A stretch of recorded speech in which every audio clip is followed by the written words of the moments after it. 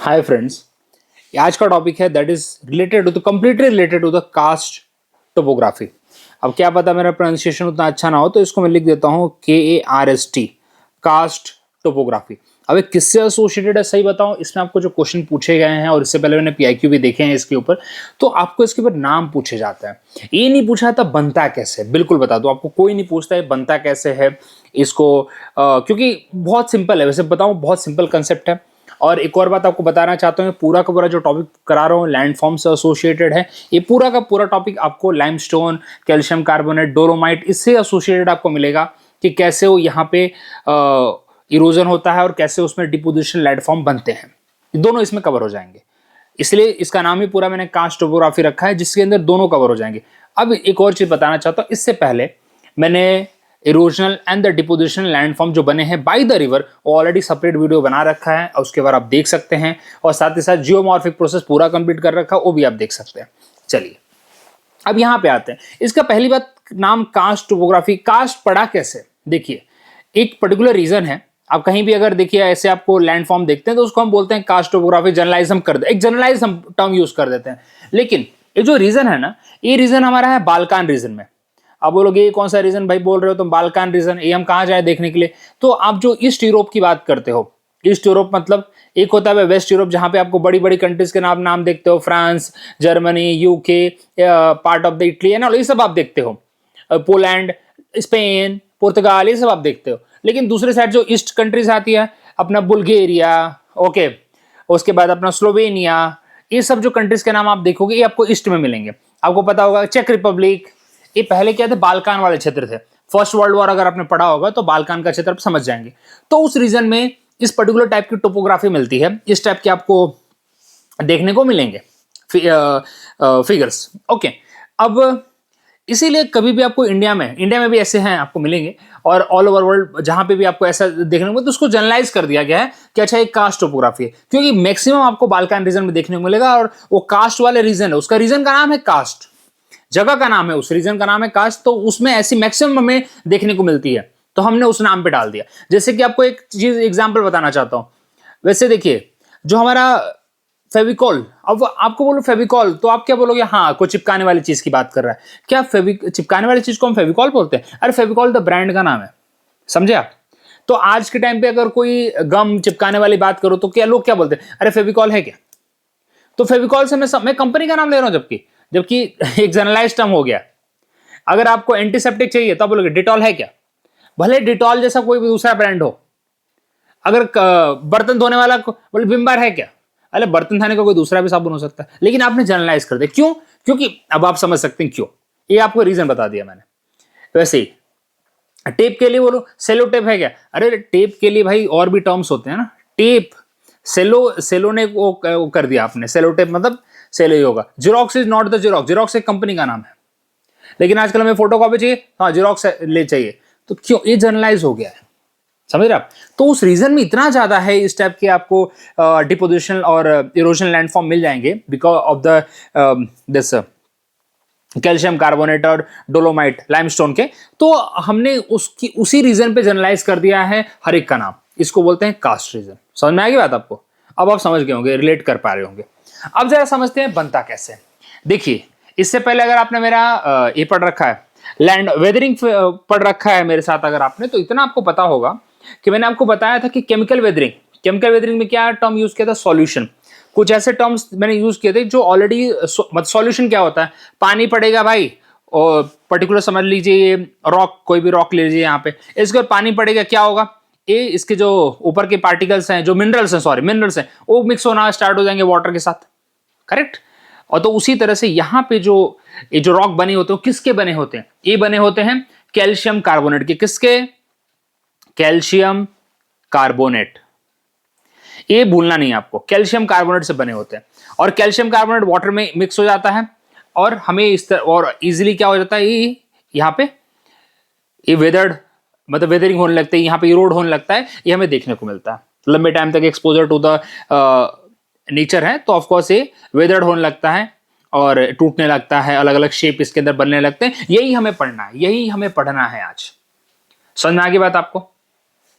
चलिए, अब वो पानी कहीं से भी आए, ग्राउंड वाटर से आए या फिर प्रेसिपिटेशन बारिश से हो, बस हमें दो चीज दिमाग में रखनी है भाई, कैल्शियम कार्बोनेट से बने। कौन कौन से भैया, रॉक के नाम बता दो। लाइक लाइमस्टोन हो गया, डोलोमाइट हो गया, नाम लिख देता हूं मैं, कौन कौन से, लाइमस्टोन, डोलोमाइट, किसके बने हैं, कैल्शियम कार्बोनेट से बने। अब दिमाग में रखिए।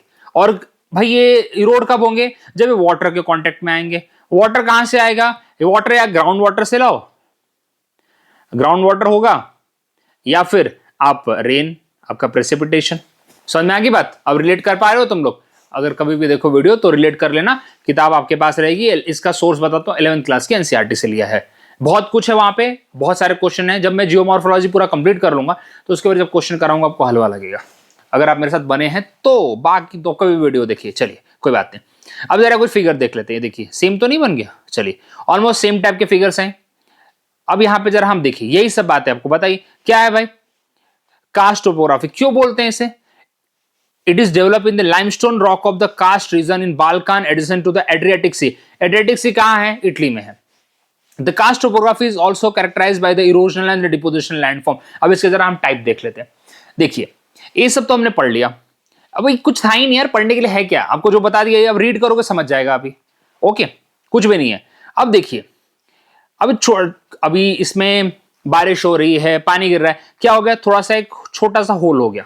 दो तीन होल मिल जाएंगे तो क्या बन जाएगा, एक बड़ा होल बन जाएगा जिसको बोलेंगे सिंक होल।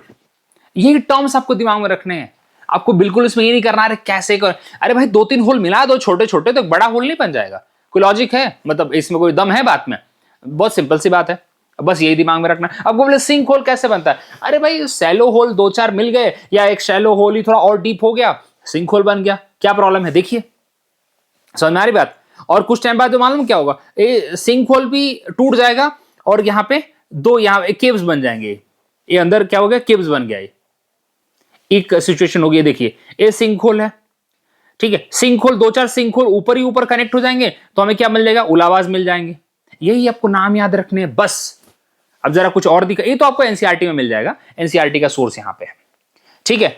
एक फनल, ये देखिए जो उलावाज होते हैं, जो सिंक होल होते हैं, ज्यादा मतलब ये थोड़ा सा मतलब कुछ ज्यादा गहरे वहरे नहीं होते, सही बताऊं तो। अब कुछ एग्जांपल देख लेते हैं, ये देखिए ये सिंक होल है, एक क्या है, ये सिंक होल है। उसके बाद आपको कुछ लैपीज देखने को मिलेंगे। देखिए जो टर्म बता रहा हूं बहुत इंपॉर्टेंट है, आखिरी में रिवाइज करा दूंगा, चिंता मत करिए, आखिरी में सारी चीज रिवाइज। अभी तक मैंने कितने टर्म यूज कर लिए, मैंने 3 टर्म यूज कर लिए। पहला तो मैंने कास्ट टोपोग्राफी बोला, वो तो नाम से समझ जाओगे आप। उसके बाद मैंने बोला शैलो होल, ठीक है, या सोलो होल जो आप बोल सको उसके लिए। सोलो होल मतलब छोटा सा होल है, उसको दो चार को सोलो होल मिल जाएगा, ज्यादा थोड़ा और नीचे घुस जाएंगे वो तो क्या बन जाएगा, सिंक होल बन जाएगा। या फिर फनल शेप उसको बोलते हैं, फनल शेप बोलते हैं, ऊपर से सर्कुलर रहता है, ठीक है, फनल शेप बन जाएगा वो। और ज्यादा ज्यादा डेप्थ नहीं होता, ठीक है, ठीक ठाक डेप्थ होता है, ओके। और उसको कोलैप्स हो जाएगा, आपको और नीचे जाएगा तो क्या हो जाएगा, कोलैप्स हो जाएगा वो, मतलब केव्स में आप घुस जाएंगे, ठीक है। या फिर आप इसको ये बोलते हो, डोलाइन भी बोलते हो। किधर गया डोलाइन, चलिए डोलाइन भी बताऊंगा, डोलाइन क्या होता है। जब ये देखिए इसको हम डोलाइन भी बोलते हैं, और थोड़ा मतलब ये देखिए हो गया, इसको हम डोलाइन कहते हैं, एक और कंसेप्ट है डोलाइन, ठीक है। तो सिंक होल ब्रेक हो जाएगा तो क्या बनेगा, डोलाइन बन जाएगा, केव्स बन जाएगा, बस यही टर्म्स आपको दिमाग में रखने हैं, shallow, sinkhole, doline, caves. चलिए आगे बढ़ते हैं, तो यहां पे चलिए इक्वल टू नाम लिख देता हूं, यहां पे मैं क्या लिख दूं, डोलाइन, ठीक है। आगे बढ़ो अभी, अब देखिए यहां पे सिंक होल और डोलाइन, जैसे सिंक होल भी है डोलाइन भी, ये सब जगह देखिए अभी क्या होंगे ना, ये दोनों अगर ऐड कर दूं मैं तो क्या बन जाएगा, यहां पे उलावास बन जाएंगे, ठीक है, ओवलास बोलते हैं, वैली सिंक बोलते हैं। जरा इसके लिए जरा फिगर विगर दिखा देता हूं आपको। अच्छा पढ़ोगे तुम लोग, यार पढ़ने में मजा नहीं आएगा, बताओ। ये देखो सिर्फ दिमाग में रखना, स्वैलो होल, सिंक होल, उसे पढ़ लेना तुम लोग। सही बताओ कुछ भी दम नहीं आ रही, सिर्फ साइज दिया है, कौन कितने साइज का होता है। सच बताओ कोई नहीं पूछता तुमसे, एक चीज नहीं पूछता है तुमसे, तुम्हें सिर्फ नाम पता होना चाहिए। अब तुम इसमें अगर ये बैठे हो ना, अरे बनेगा कैसे, 1 मीटर नीचे 1 मीटर ऊपर, करते रहना फिर, सच बताओ फिर करते रहना तुम लोग, उसी में लगे रहना, ठीक है। अभी देखिए sink hole is an opening more or less circular at the top and funnel shape towards the bottom with the size varying in the area of few square kilometre hectare with in the depth of the lake. यार कौन तुमसे पूछ रहा है, ये पूछ रहा है कोई, नहीं पूछ रहा कोई। तुम्हें क्या बोला मैंने, लॉजिक समझो ना। एक है तुम्हें वहां पे क्या खुदाई करने जाना है क्या, सिंक होल बनाने जाना है क्या तुम्हें, मेजरमेंट ले, टेप लेके जाना है क्या तुम्हें? इस पे सी टेप बताओ रे, इसको 5-6 मीटर दो, 5 एक टेप दो, इंची टेप दो, कोई नहीं बोलेगा तुम्हें। तुम अपने पेपर पे बना के ये सब मेजरमेंट नहीं करोगे, ठीक है। तो ये चीज है यहाँ पे। क्या बोला मैंने? The term doline is sometime used to refer the collapse sink. Collapse sink मतलब ये देखिए यहाँ पे क्या था, ये था ना, ये कोलैप्स हो गया क्योंकि इतना नीचे नीचे गया, ये पूरा खाली हो गया, ये दो टुकड़े हो गए, एक भाग इधर एक भाग इधर, ये बीच में खाली हो गया, इसको क्या बोलेंगे? डोलाइन कहेंगे। बस खत्म, अलग अलग नाम है इसके, और क्या करना है इसके अंदर? Solution sink are more common than the collapsing. अच्छा अभी देखिए ये डोलाइन है भाई, खड्डा हो गया पूरा, ये बता रहा था मैं। अब थोड़ा लाइव एग्जांपल भी दे देता हूं तुम लोगों को मैं, अच्छा लगेगा तुम लोगों को। ये पहले केव था, पूरा अंदर चला गया, खाली हो गया। अब सॉरी अब देखिए, अब हम बात करेंगे ओबलास की, ओबालास की। क्या होंगे भाई? अब देखिए ये डोलाइन है और यहाँ पे सिंक होल भी रहेगा, थोड़ा सा एक सिंक होल, इनको मैच कर दो, इनको ऐड कर दो, ऐसे 3-4 सिंक होल रहेंगे, इन सबको ऐड कर दो, क्या बन गए? ओबालास बन गए, बात खत्म। बताइए थोड़ा और बड़ा हो गया, जैसे यहाँ पे तुमने देखा था, ये देखो थोड़ा ऊपर नीचे कर लो जरा, क्या करेंगे, फिगर थोड़ा सब डाली है मैंने, ये देखो 2-3 मतलब एक तरह से क्या है, डेप्थ है क्या इसकी? नहीं डेप्थ नहीं है ज्यादा, बस और कुछ नहीं। अब ये हो गया, कितने टर्म? चलो टर्म का मेन दिमाग में रखने से, टर्म ये सब किसकी बात करें? एक और बात दिमाग में रखो, ये हम बात करें इरोजनल लैंडफॉर्म की। कौन से लैंडफॉर्म की? ये बस ये दिमाग में पता होना चाहिए, इरोजनल लैंडफॉर्म की बात कर रहे हैं यहाँ पे। कितने लैंडफॉर्म की बात कर दी हमने बात की यहाँ पे पहले स्वैलो, ये सब बताते रहूंगा तुमको, स्वैलो होल यही पूछे जाते हैं ना। उसके बाद मैंने क्या बोला? मैंने सिंक होल बोला तुमको, ठीक है। और सिंक होल अगर पूरी तरह से मतलब कोलैप्स हो जाए तो क्या बोलेंगे? डोलीन बोलेंगे, करेक्ट, डोलीन बोलेंगे ना। उसके बाद डोलीन को और सिंक होल को अगर आप ऐड कर दो तो क्या बन जाएगा तुम्हारा बन जाएगा हमारा वैली सिंक बोलो या वालास बोलो, वैली सिंक बोल दो या फिर युवालास बोल दो, समझ आ गई बात? अब चलिए कितने हो गए? ये सब इरोजनल लैंडफॉर्म है, प्लीज दिमाग। इरोजनल लैंडफॉर्म किसके? अपने कार्ट्स रीजन के, ठीक है। और कार्ट्स रीजन किससे बना है? कौन सा इसके अंदर हमें केमिकल सब्सटेंस का नाम रखना है? Calcium carbonate. कैल्शियम कार्बोनेट सबसे ज्यादा कहां मिलेगा आपको? एक तो लाइमस्टोन तो बना ही उससे होता है, और डोलोमाइट। चलिए आगे बढ़ते हैं। कार्ट्स रीजन है कहां पे? ईस्टर्न यूरोप में, यूरोपियन कंट्रीज में। चलिए आगे बढ़ते हैं। डोलीन आपको बता दिया, ओवालस हो गया हमारा। आगे बढ़ते हैं। Gradually, most of the surface of the limestone is eaten away by these pits and trenches, leaving it extremely irregular with a maze of points, groove and ridges और लैपिस। अब लैपिस पूछेंगे, लैपिस क्या होती है? ये देखिए Lapis होती है, मतलब एक तरह से पूरा फ्लैट सरफेस हो जाता है, मतलब खुरदुरा भी है ऊपर से, एक इरेगुलर शेप बन गया ऊपर से, एक काइंड ऑफ पेमेंट जैसा, लाइमस्टोन पेमेंट जैसा लगता है, इसको बोलते हैं लैपिस। क्या बोलते हैं इसको? लैपिस कहते हैं इसको। तो अभी तक कितने टर्म हो गए? वापस रिवाइज कर लो। हमने पढ़ा सैलो होल, सिंक होल, बोलते रहो मेरे साथ जब भी तुम देखो, सब बोलते रहो, सैलो होल, सिंक होल, उसके बाद डोलीन, करेक्ट।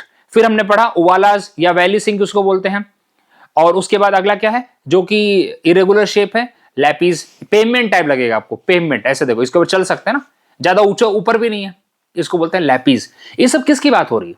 ये सब बात हो रही है इरोजनल लैंडफॉर्म की। किसकी? तुमको लगेगा एग्जाम में नहीं आता, जब तुमको एग्जाम के क्वेश्चन कराऊंगा ना तब याद दिलाऊंगा तुमको, वो तुम बराबर अटेंड करोगे, क्योंकि वो तो पीआईक्यू हो रहा है ना। यही प्रॉब्लम है तुम्हारे कंसेप्ट में। अब बढ़ते हैं केव। दिख रहा है ऐसा, मूवीज में देखा होगा तुमने केव के बारे में। एग्जाम में तुम ऐसे देखो, ये तुमको ना ऐसे तुम्हारी किताब से लिया है। अब देखो यहां से क्वेश्चन आता है बहुत, ये देखो ये सेलेटिसाइट और किधर गया सेटेलेगेमाइट, इसके ऊपर क्वेश्चन पूछ रखा है, सीधा पूछा है, ये दोनों किससे एसोसिएटेड है? किस टाइप के रीजन से एसोसिएटेड? कास्ट रीजन से एसोसिएटेड है, कास्ट रीजन से। ये एग्जाम में डायरेक्टली पूछा था। अब देखो, अब बताओ भाई, ड्यू टू द अभी पानी इसके अंदर घुस रहा है, केव तो बन ही जाएगा। ये बोला था ना केव, यहाँ पे क्या था? ये देखो, अब याद करो, ये दोनों पॉइंट हट गए। ये क्या था? सिंक होल बन गया था, ठीक है।